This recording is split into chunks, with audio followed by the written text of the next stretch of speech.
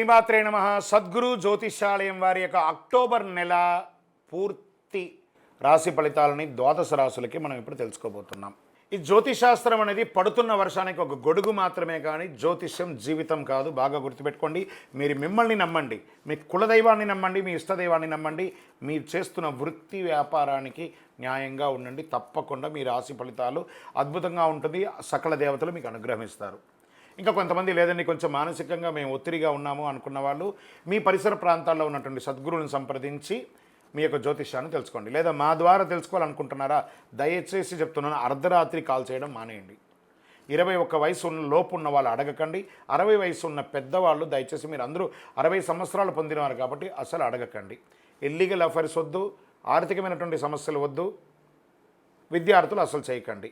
ఎవరు తెలుసుకోవాలి, నాకు వివాహం కావాలి, నాకు వ్యాపారం బాగుందా, ఉద్యోగం బాగుందా, నా కుటుంబం బాగుందా, ఇలాంటి ప్రశ్నలు అడగండి. ఈ నెల అక్టోబర్ నెలలో ఎలా ఉందో ఒక్కొక్కటిగా మనం చూసుకుంటూ వెళ్తాం. జ్యోతిషాస్త్రరీత్యా ద్వాదశ రాశుల్లో ముందుగా మొట్టమొదటిది మేషరాశి.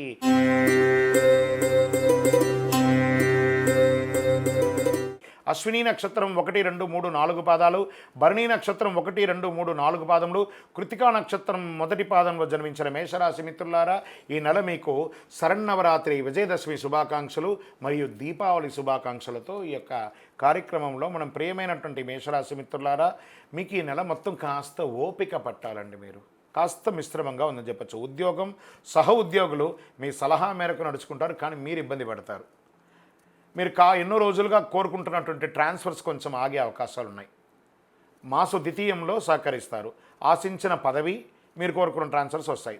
జీతాల పెరుగుదల కోసం మీరు పెట్టిన అర్జీ మొదటి అర్ధభాగంలో కాకపోవచ్చు, రెండో అర్ధభాగంలో అయ్యే అవకాశం ఉంది. ఉద్యోగం, కొంతమందికి విదేశాలకి వెళ్ళాలి అనుకున్న వారికి ఇది ఒక మంచి సమయం అనుకోవచ్చు. అక్టోబర్ 15 తర్వాత మీరు ప్రయత్నం చేస్తారు. ఆర్థికంగా ఈ నెల హెచ్చు తగ్గులు చాలా ఎక్కువ ఉంటాయి. అనుకోని ఆదాయం వచ్చి, వాస్తవానికి పండగలు వస్తున్నాయి కదా, ఖర్చే 100% ఒప్పుకుంటాను, కాస్త దాన్ని జాగ్రత్త పడండి. అనుకోని ఆదాయం వచ్చే అవకాశం కూడా ఉందండోయ్. మళ్ళీ అది కూడా ఉంది. వృత్తి వ్యాపారంలో స్థిరత్వం కలిగి వ్యాపారానికి సంబంధించి పెద్ద పెట్టుబడులకి దూరంగా ఉండండి. న్యూ ఇన్వెస్ట్మెంట్స్కి దూరంగా ఉండండి. దూర ప్రయాణాలు అవకాశం ఉంటే నివారించండి, ఆపుకోండి.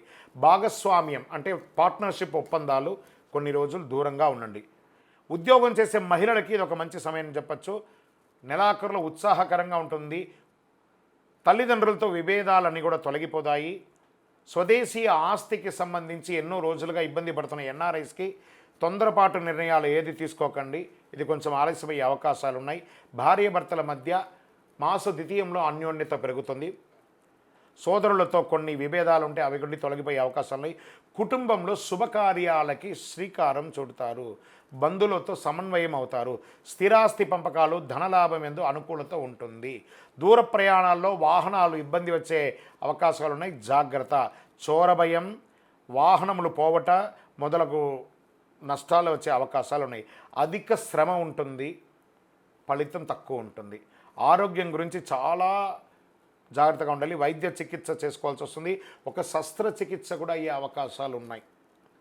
రక్త సంబంధిత సమస్యలు, అసమానతలు, గుండెలో మంట, ఇలాంటివి కూడా ఉంటుంది. విద్యార్థులు చాలా కష్టపడి చదవాల్సినటువంటి ఒక నెల. విదేశాలకు వెళ్ళేటప్పుడు మీ వస్తువులు చాలా జాగ్రత్తగా చూసుకోండి విద్యార్థులు. షేర్ మార్కెట్లో ఈ నెల ముట్టుకోకుండా ఉండడమే మంచిది.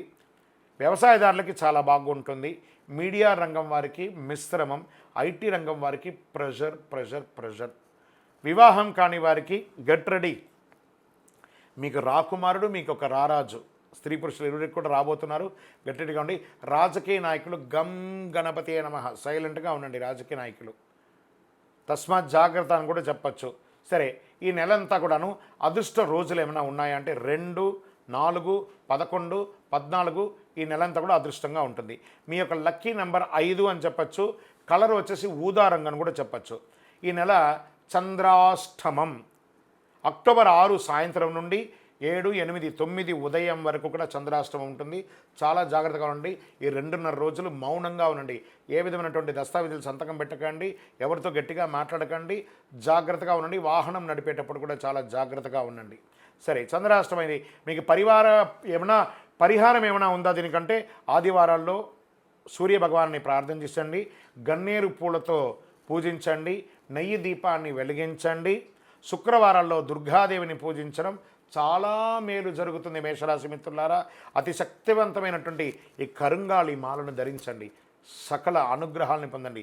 మీ వయస్సు ఎంత ఉందో అన్ని దీపాలను మీ ఇష్టదైవం, కులదైవం, పరిసర ప్రాంతాల్లో ఉన్న దేవాలయంలో పోయి దీపం వెలిగించండి. ఆయురారోగ్య ఐశ్వర్యాలతో ఉండాలని మనస్ఫూర్తిగా ప్రార్థన చేసుకుంటున్నాను. విజయోస్తు. మీ యొక్క పర్సనల్ జాతకం తెలుసుకోవాలనుకుంటే ఈ కింద కనబడుతున్నటువంటి నంబర్కి వాట్సాప్ ద్వారా మీ పేరు, date of birth, time of birth, place of birth పెట్టండి.